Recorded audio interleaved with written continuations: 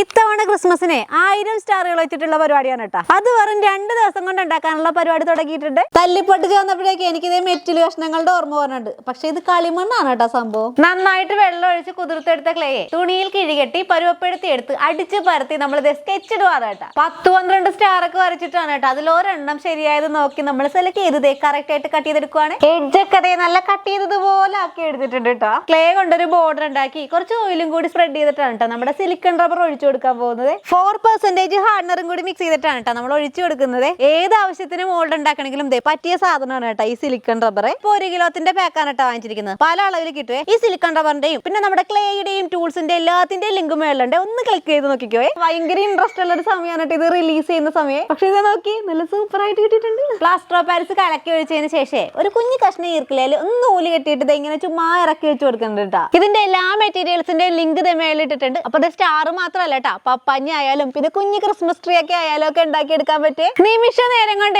എത്ര സ്റ്റാർ വേണമെങ്കിലും ഉണ്ടാക്കാം കേട്ടോ. നമ്മുടെ ക്രിസ്മസ് അടുത്ത് വന്നിട്ടുണ്ട് കേട്ടോ. അപ്പൊ എല്ലാരും പെട്ടെന്ന് തന്നെ പണി തുടങ്ങിക്കോ കേട്ടോ.